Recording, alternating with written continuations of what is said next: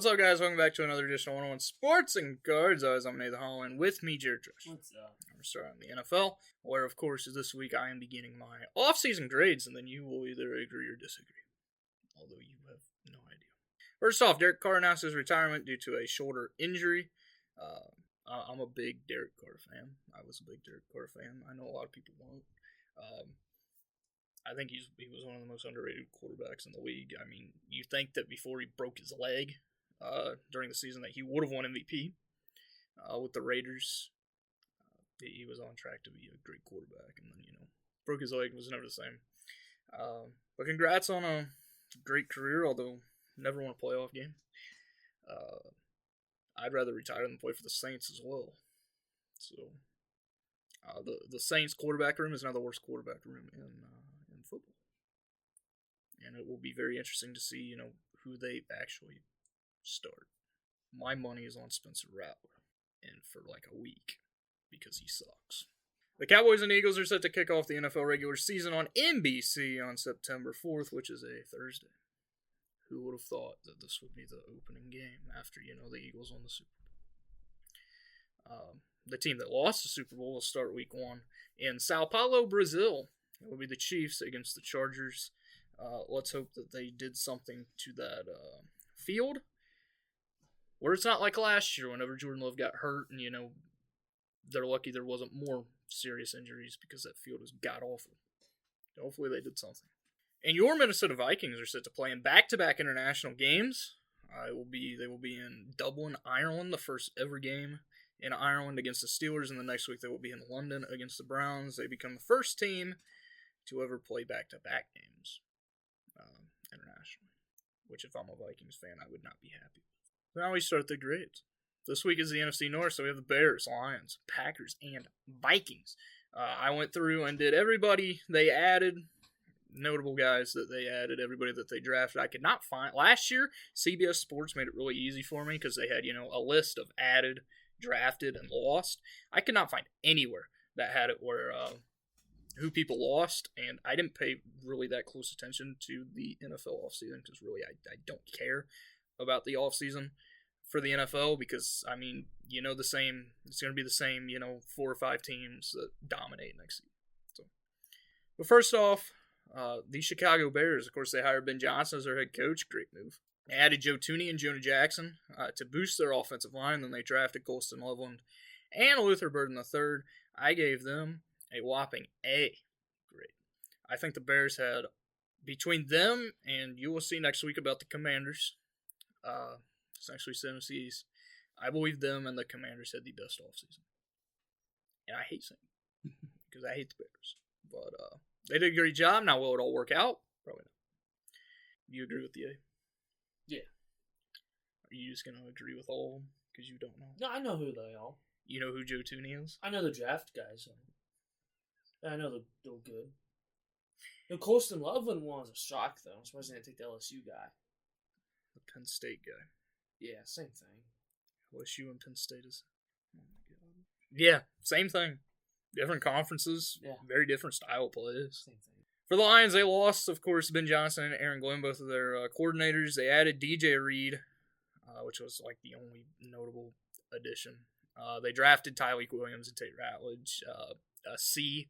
I gave him a C. This is not a good offseason for the Lions, and they're going to hurt next season because of losing their offensive coordinators, or offensive and defensive coordinators. You can give Dan Campbell all that you want. He's a great head coach. But he wasn't the main reason for this. It was the offensive defensive coordinator in Glenn and Ben Johnson. And I think they're going to struggle, especially with, the NFC North is arguably the best division in football. In my opinion, you have 3 playoff teams with the Packers, Lions, and Vikings. The Bears could make a run at the playoffs with how bad the rest of the NFC is. Besides, like the Eagles, the Rams. That you really don't have anybody. The whole NFC South is god-awful. So, yeah.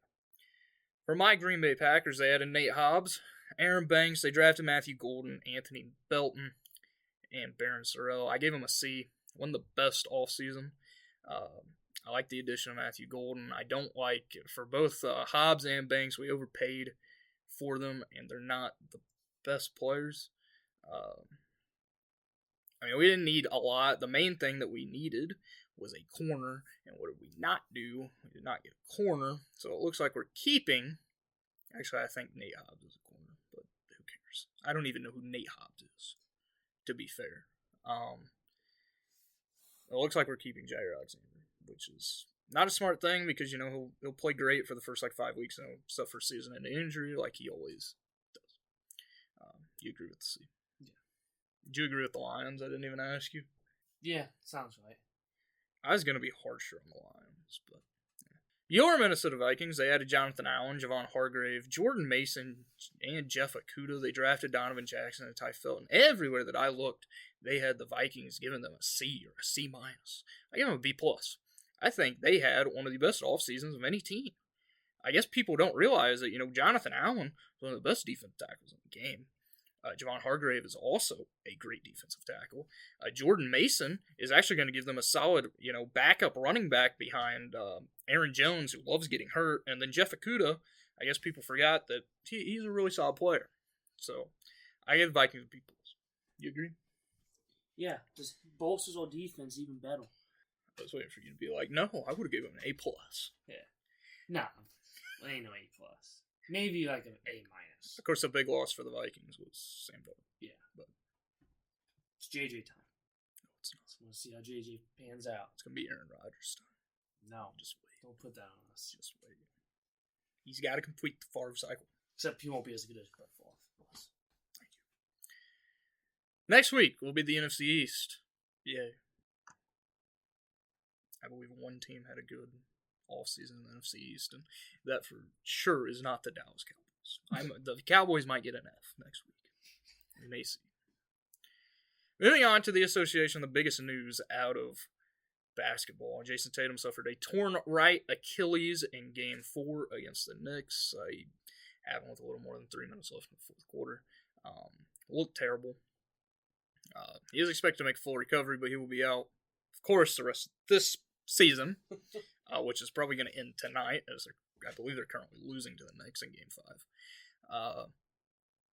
And he's probably going to be out the entirety of next season as well. So because of this, there's already been rumors and reports that the Celtics could be potentially moving on from key players due to, you know, they're changing ownership in the offseason.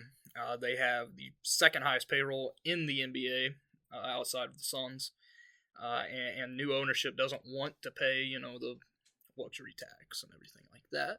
So, you know, you could see guys like Kristaps, Drew Holiday, possibly Jaylen Brown even has been in trade rumors. They could all be on the move. Of course, Al Horford's a free agent. I don't see them getting rid of Derek White at all. But right now, the Spurs and the Rockets became suitors. I believe the Spurs and the Rockets are just named trade suitors for everybody because they have the most off. Because it's kind of is. What do you want to see the Celtics do with Tatum's injury? Do you want to see him like blow it up this offseason, or keep the core together? Being a Celtics fan, I think you get with Kristaps because he gets torn all the time. We don't know what the hell his disease is, what his sickness is. I mean, we play next year, we don't know. I mean, he's back. Yeah, but for how long? Until he can't play again because of it. Or he just wants himself because, you know, it's Kristaps' thing. I would love for the Spurs to get Kristaps if we can't get Giannis. Jaylen Brown's kind of been pooping the bed this whole year. I think you can get some good value out of him. Especially in the playoffs. Yeah. I think those are the two main guys you get rid of. You keep Pritchard, you keep Derek White. They're not. I'm going to tell you right now, they're not keeping Drew Holiday. Yeah. No matter what, because you have Peyton Pritchard. Peyton Pritchard's too good to be a six-man. Yeah. He would be a starting point guard on any other NBA team besides a few that, you know, have. Yeah. I think those are the three main guys you look at getting rid of. And then you get the picks, you get the young guys, young talent, so that when Tatum's out, they can, you know, get some playing time under the belt. Then when Tatum comes back, they can grow together. Because, Tatum's the future of this team. I mean, they pretty much said that. He's probably going to be a Celtic for almost his whole career. He'll be a Celtic his whole career. Yeah. In my opinion. He deserves to be. Yeah. I mean, he's the best player on the team. And I know in the past I've said it's Jaylen Brown. And Jaylen Brown proved that. He proved my point last year in the NBA Finals, and then this season he decided that I guess he wanted to have a Finals MVP hangover, and he hasn't gotten out of it. Hell, their second best player this year might have been Peyton Pritchard. Yeah. To be honest. Outside of Derek White. Derek White's been great just because he can do everything. Still pissed that we got rid of him for literally nothing. Talking about other offseason trades, Giannis is reportedly open to leaving the Bucks in the offseason. This according to ESPN Shams. Which team fits the best for the main teams are the Spurs, the Rockets, the Nets have been named as one because they want a superstar, although it won't change anything. There was a report today that said that he wants to stay in the Eastern Conference. I don't believe that's true. I mean, there's not enough Eastern Conference teams that have enough to get him besides the Nets. And if I'm Giannis and the Bucks are in trade talks with the Nets, I'm like, you know what? I'd rather stay here than go to Brooklyn, because it seems like whenever somebody goes to Brooklyn, their career dies. Yeah, I'd say the only logical one is San Antonio. It also helps about the draft lottery, which we'll get to in a second. Stephen Curry was ruled out for Game 5 on Wednesday night. Of course, you already know who wins the game. I'm going to go out on a limb and say the Timberwolves get it done. The Warriors are bad. They are bad without Stephen Curry. They're great defensively, but they have nobody who can score. Their best player in the series has been Jonathan Kuminga, who, remember, Steve Kerr benched earlier in the playoffs because Steve Kerr's a freaking idiot. Steve Kerr's a solid coach, but to bench your best young player is a stupid move. Just because he doesn't fit next to Jimmy Butler. Well, he's been fitting pretty damn well because he's a leading scorer in the series. Because, playoff Jimmy hasn't showed up. Because playoff Jimmy's career's over. And this is why I wasn't a big fan of the move, because he's too old. Because now, guess what? You could have waited. You could have got KD, who already has experience playing with Steph. You could have waited, and the Warriors have been, in on Giannis for however long he's been in trade rumors. You could have went out and got Giannis this summer. Can you imagine Stephen Curry and Giannis Antetokounmpo together? But instead, you have a big three of Stephen Curry, who's old, Jimmy Butler, who's old, and Draymond Green, who's old and can't stay on the court. Draymond Green also got fined $50,000 today for saying something to an official about, the point spread of a game. I don't think the Warriors will come back in the series. The next chance that Curry has to play, he got reevaluated today. The Warriors said that he has been cleared for light on-court activities. That includes shooting drills. Next best thing, he gets reevaluated Saturday, Game 6. If it happens, it's Sunday, he could eventually return. Then that's when basically everybody said that he would. So people were really hoping that he would come back, but you don't rush a hamstring injury. Yeah. Moving on to the NBA draft, Boogie Fland withdrew from the NBA draft from a 5-star prospect that went to the University of Arkansas. He is in the transfer portal, so he will not be returning to Arkansas next year. And he won't be going to the draft. Before we get to the draft lottery, the Portland Trailblazers were put up for sale. Want to go in on buying the Blazers? Good. Be real life 2K. We can turn the team around. You trade everybody. Yeah. Because, my God, they're awful. Except for Tumani Kamara and Denny. Yeah. But Scoot could go bye-bye. Scoot could go play overseas. He sucks. Moving on to the draft lottery. The Mavericks won the draft lottery. Who would have guessed this? They jumped up from 10 to 1. Very tough break for the Chicago Bulls, because the Bulls and the Mavericks tied in the regular season with the same record. They did a coin flip, and the Mavericks won that coin flip. Just think, if the Bulls would have won that coin flip, they would have had Cooper Flag. Although they wouldn't have, because the NBA is rigged. I'm going to say that right now. I have held back from saying that the NBA draft lottery is rigged, but this year, it was obvious. The Mavericks won the lottery after they traded Luka, which is basically the NBA's form of, our ratings are down at the beginning of the season. You trade Luka Doncic to the Lakers and get our ratings up, we'll give you Cooper Flag. the Spurs got the number 2 pick. Now, I love this because we now have the ammo to go after Giannis, or basically any player we want. I don't think we should trade the second pick. I think we should take Dylan Harper or Ace Bailey. Preferably Dylan Harper right now. I was high on Ace. Ace was 6 at the draft combine, which started on Monday. Ace Bailey, they got his wingspan, his height, everything. In college, he was listed at 6'10". He was listed at 6'6" at the draft combine. They also showed his shooting drill, where he was airballing threes. So if there is a guy that's going to fall in this draft, it is going to be Ace Bailey. I would be happy with Dylan Harper, although he is a guard. We don't need him. Trade the 14th pick, because we also got the 14th pick from the Hawks. Trade it for Giannis. I am fine trading. Give up Vassell. Give up Keldon. If they want Harrison Barnes, take him. If they want Sohan, I'm open to giving them Sohan. Give them the 14th pick and then a couple other picks. As long as we keep the second pick, we keep Fox, Castle, Wemby. Because that is the core. Now, our bench will suck, but who cares? Because if you think about that starting lineup of Fox, Dylan Harper, Castle, Giannis, Wemby, who's scoring on them? I mean, Giannis and Wemby are probably the 2 best defensive players in the league. If Castle is a great defender. Only bad thing is you don't have a lot of shooting. Yeah. Which continues to be the problem. Which is why you add shooting off the bench. That's just me, though. The 76ers got the 3rd pick. I'm so happy they didn't get the 1st pick. Because they didn't deserve it. I mean, the Mavericks didn't deserve it either. I was really hoping, I was praying whenever, they got to the 2nd pick. I was praying it was the Mavericks. And it wasn't.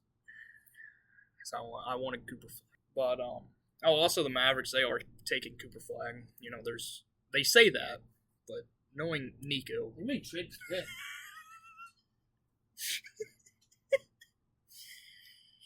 You never know. There's been a bunch of this Mavericks trade false pick.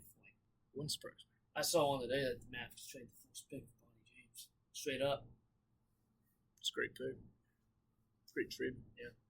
The Hornets got the 4th pick. The Jazz, who once again get absolutely stunned. The worst team in the league. You got the 5th pick. The Wizards, the 2nd worst team in the league. You got the 6th pick. The Pelicans, the 3rd worst team in the league. You got the 7th pick. The Nets at 8. The Raptors are 9. And the Rockets get the Suns pick at number 10. Nobody cares about the rest of the lottery. The next 4 picks. Nobody. It's the Bulls. The Spurs are 14. The Bulls are 12. And there's 2 other teams in the middle. The Hawks have the 13th pick because they got it from the Kings. And then the 11th pick is somebody. Well, you do that research. So, yeah. I think it's pretty clear that the draft lottery, the fact that the worst 3 teams fell to 5, 6, and 7. Which I feel this could also be a good incentive for these bad teams, because this is what basically the draft lottery is. Everybody has a chance. To where, the NBA is like, just stop tanking. Like, it was clear the Jazz were tanking. Yeah. I mean, they were holding out. They got fined multiple times because they were holding out their whole starting lineup because they were injured. The Wizards, I feel like they weren't tanking just because they're that bad. The Pelicans, they weren't really tanking because their whole team was hurt. Yeah. And they were actually hurt. But, I mean, you saw the same thing with the Pistons. Whenever they were the worst team, they never got the 1st pick. And then, they actually tried this season, and what happened? The Jazz have too much talent to not be a borderline playoff team. Yeah. Moving on to the NBA playoffs. The Thunder lead the Nuggets 3-2. They were able to win at home in Game 5 last night. You think the Nuggets will be able to come back in the series? Just say the Nuggets lost Game 5 when Jokic had 44 points, 15 rebounds, 5 assists. He's only the 2nd player ever to put up that stat line in a playoff game. The other one is Wilt Chamberlain. Yeah. And they lost. This has been the best series so far. It's been the only good series. I think they can. I hope it goes 7. Yeah. I'm going to go out on a limb and either way say the NBA champions are going to come from the series. Not just the Western Conference champions, the NBA champions. But I think they can come back. But I don't know if they can win 2 more games in a row. They just don't have the depth. Exactly. I think that they force Game 7 at home on Thursday night. Once it gets back to OKC, I don't see them winning. I still have the thing. The Timberwolves lead the Warriors 3-1. This series is over. Yeah. What are the Warriors, since next week, whenever we do this, they'll already be in the second round, or in the third round, the conference finals. What do the Warriors need to do in the offseason? Get rid of Draymond. That's not going to happen. You need a big man. A true big man. Not Kevon Looney. Or Quentin Post that they refused to play. Another knock on Steve Kerr. He refused to play Quentin Post. Quentin Post they struggle shooting the ball. Quentin Post is a great three-point shooter for a big man. They lack size. Yes, he's not the fastest guy, but he's going up against Rudy Gobert, so who cares? I agree. They need a big man. I would love for them to go out and get like Vucevic, somebody like that. Maybe, call up the Jazz and be like, hey, give us Walker Kessler, which won't happen because Danny Ainge is going to be like, yeah, give us, every player you have. Because that's just how Danny Ainge is. They need shooting. That is the main thing. More than the big man, they need shooting. Because without Curry in the lineup, which you have seen in the playoffs, they cannot shoot the three ball at all. Not the last game, but the game before. In the first half, they shot 5 threes and made 0. It was the first time the Warriors have not made a three-pointer in the first half in a playoff game since 2016. And also 5 threes for the Warriors is weird. They need shooting. They also need... I'm going to go out on a limb. They need to trade Kuminga. If I'm Kuminga, I'm demanding a trade anyway. He's a restricted free agent. You got benched to begin the playoffs when you didn't deserve it. Steve basically told you he doesn't believe in you. Yeah, this has happened way too much over his career with the Warriors. He's always in and out of the lineup, always in and out of the rotation. Just demand a trade. You can get a sign and trade, and I guarantee you're going to get somebody pretty decent for him. Because Kuminga's a lot of people are high on Kuminga, including myself. There's a lot of teams that are high on Kuminga. So maybe Brooklyn is one of them. Maybe you can go get Cam Johnson, which would fix your shooting issues. So that's what I believe. You have anything else? The Pacers eliminated the Cavs in 5 games. What did I tell you? What do the Cavs need to do last season? First off, is new coach. They just hired Kenny Atkinson. And he won Coach of the Year. Yeah, but this team should not have been this bad in the playoffs. For one, they need to get healthy. They need to keep Ty Jerome. Because Ty Jerome was one of their best players in the playoffs. He did not show up in this series until last night's game. Yeah. Who would have guessed that Ty Jerome would have turned into the player that he's become? Because, whenever he came out of college, Virginia, winning a natty and everything, he wasn't good. And slowly he's turned into a great shooter. Get a better bench. Yeah. Because outside of DeAndre Hunter, who played terribly in the series. I think he got more flagrant fouls than he did points in that series. He is bad. Just watching the last game, and watching game 4, or game 5, and the amount of turnovers he had, just stupid turnovers. Really, last season, you're talking about what they should have done. Last season, they should have got rid of Donovan Mitchell. Donovan Mitchell is not a good enough superstar to lead a team. That is why he has never made a conference finals in any team that he's been on. Remember, the Jazz were good when he was there. They were never able to make it to the conference finals. And now the Cavs can't either. Because he's not that superstar player that can do it. He'll be a good second superstar. He is. That is why in my opinion, the Knicks should have got him. Because him and Brunson would have been a deadly duo. 2 of the clutchest players in the league. But other than that, the Cavs, basically, they need to get healthy. That was their main problem. Mitchell was hurt. Garland was hurt. Mobley was hurt. Everybody was hurt. DeAndre Hunter was hurt. The Knicks lead the Celtics 3-1. The game's currently tied right now. Let me say the Celtics are coming back without Tatum. What do the Celtics need to do in the offseason? We just talked about trade key players. In my opinion, keep Jaylen Brown. That's what I know. You also don't like Jaylen Brown. For whatever reason, come to San Antonio. We'll give you Devin Vassell. I'm good on that. Moving on to the MLB, the Pirates fired manager Derek Shelton. Was this a surprising move? Not really. No. The Pirates have been terrible. Their offense is terrible. Their pitching staff's terrible. Besides Paul Skeens, Except for when they play Cardinals, he sucks. This wasn't a surprise. Another manager who got fired was Rockies fired Bud Black. That's expected. The Rockies, be the worst team of all time. But think about this: the Rockies waited to fire Bud Black until Sunday, after they picked up their 7th victory of the season. They fired him after he won the damn game, which they have 7 wins this year. They're on track to be worse than the Chicago White Sox last year. This is a historically bad team, and they're not getting better because they have like no good prospects. They have no good anything. They're just a. If I'm the owner, I'm selling it. Because, my God, this team's ass.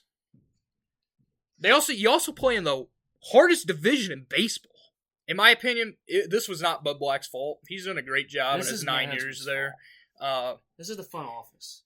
The fact that since Bud Black took over, they have 1 playoff win. They made the playoffs twice. That was the first 2 seasons he was there. Since then, it's not his fault. Because he's not the one, going and drafting players that never turn out. Going and not signing free agents, or going and signing free agents that, Chris Bryant, who they think can turn around and not have a chronic back injury. And it's worked out really well for them. So this was not Bud Black's fault. No. This is front office's Rockies front office fault. So major news out of MLB on Tuesday. The MLB announced that Pete Rose, Shoeless Joe Jackson, and multiple others who had previously been banned from the MLB have now been unbanned, and they are now eligible for the Hall of Fame. This is due to Rob Manfred saying that it is only a lifetime ban, and that when they die, they should no longer be banned. So what are your thoughts? This is the dumbest thing I've ever seen. If Pete Rose gets in the Hall of Fame, you're a piece of shit. Pete Rose said he does not want to be in the Hall of Fame when he's dead. He said, if you don't want me in the Hall of Fame when I'm alive, I don't want to be in it when I'm dead. If he gets in the Hall of Fame now, it's a joke. This is a joke, is what this is. I mean, they should have both already been. Yeah, I mean, Shoeless Joe Jackson. There's there's reports that Shoeless Joe wasn't even a part of the scheme.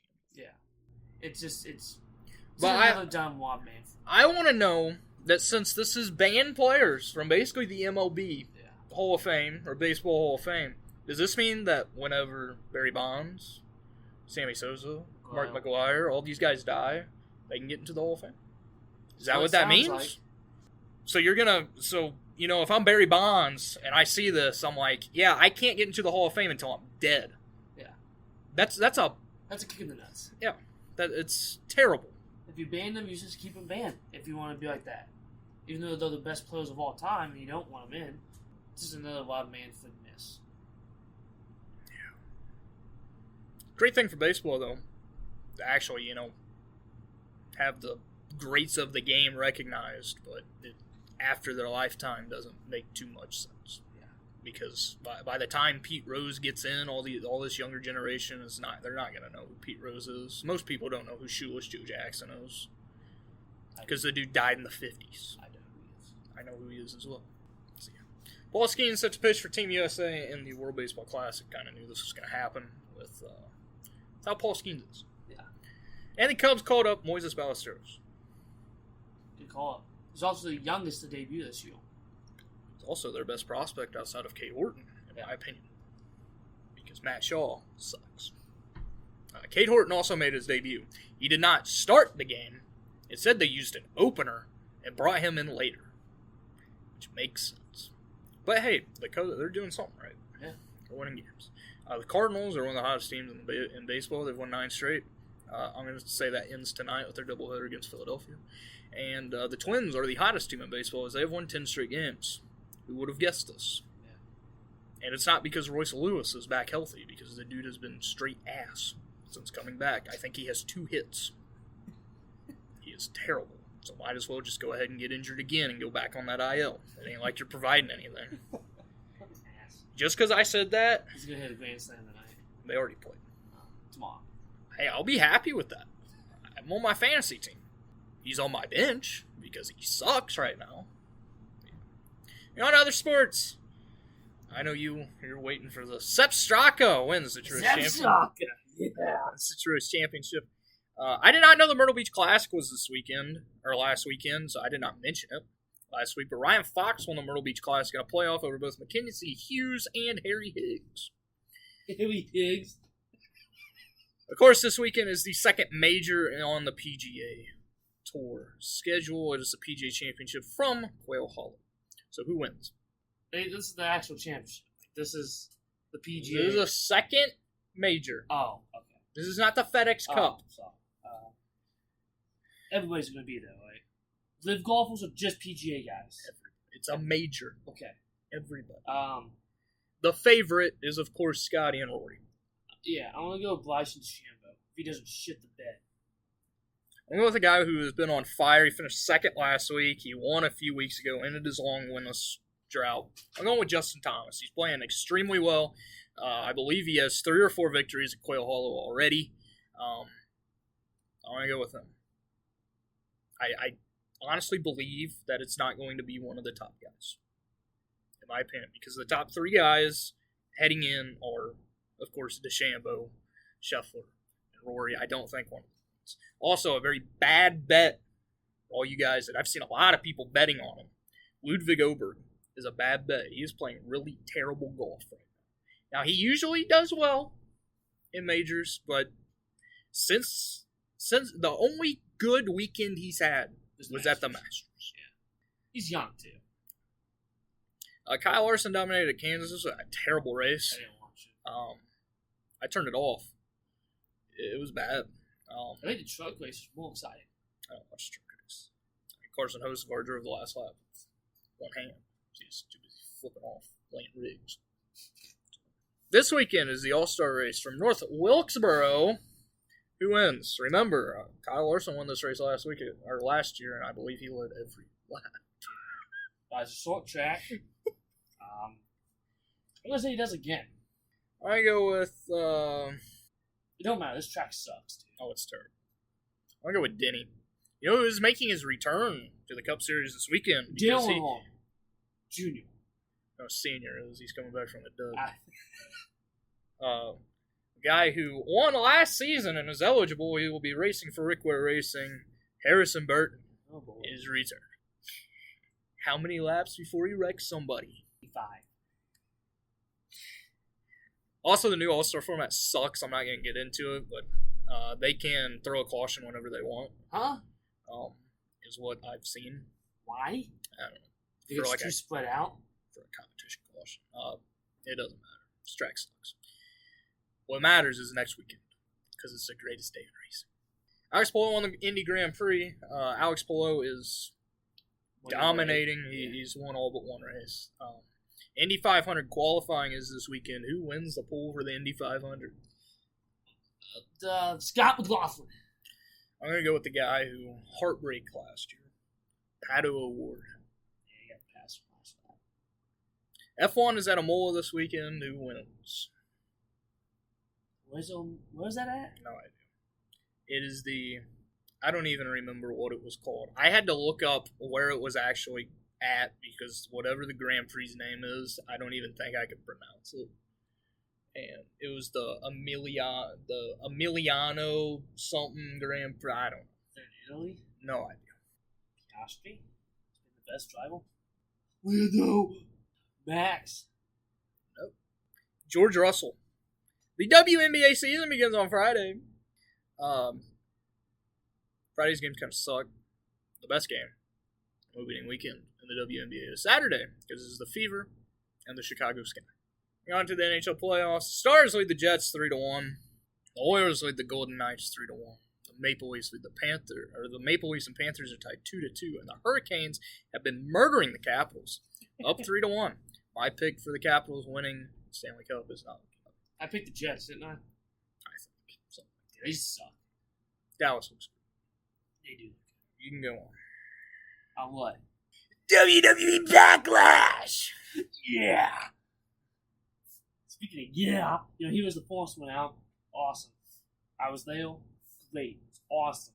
Loved it. A lot of people say it wasn't the best. Well, what do you expect when it's after WrestleMania and it's right before Money in the Bank and SummerSlam? Some of the biggest PLEs of all. Well, I thought it was really good. The matches were all good. Every match was good. The Fatal 4-Way was awesome. I really liked that match a lot. I got to see all my favorites there. All 4 of the guys that were in that. I liked them all. Jeff Fatu ended up winning and keeping his title. And then, the Lila and Becky Lynch was not a bad match. The Pat McAfee match was, for Pat McAfee not really being a wrestler, it was pretty good. I liked it. And then the John Cena Randy Orton match, freaking awesome. Really good match. I know a lot of people were kind of like, it wasn't the best. What do you expect? It's 2 old men going at it. I thought it was a really good match. They were playing, they did each other's, things on each other and stuff like that. A storyline, Randy Orton drinking Prime and saying this stuff sucks was awesome. Because it does. It's okay. It was something. It's good. False. But they're all too sweet. It was a really good match, really good weekend, and then the Penta and Dory Dom match. It was okay. I mean, seeing Penta was awesome. Penta's is awesome, but you knew every time that Dory Dom comes out, that the Judgment Day is going to come out and mess with it. That's just what they do. It was expected. But I enjoyed it. I had a great time performing the WWE thing. And hopefully I can go to more. Did you watch any of it? I watched like half of the John Cena and Randy Orton match, and that's all. I forgot it was on. I was too busy writing stuff for NBA coverage, and I was watching NBA because it's not a fake sport. Yeah, it is. It's rigged. Kind of like WWE is. It's rigged, right? Hope you know all sports. They're all rigged in some sort. It's money. Glad you had a good time. I did have a great time. I am very happy. I was thinking about going to the Pacers-Cavs game on Sunday. Very happy I did not go because, my God, that game was awful. Very happy I did not waste money on it. Instead, going to the NBA Finals. I hope they reach it there. Dish out like $3,000 for a ticket or more. I'm kidding. Not doing that because I'm not an idiot. Some would say. You have anything else? That's all I have. Thank you guys for listening. Enjoy the NBA playoffs. Enjoy the PGA Championship. You know I will. Enjoy the start of the WNBA season, baseball, and the NHL playoffs. Thank you guys for listening. Come back here next week. Peace.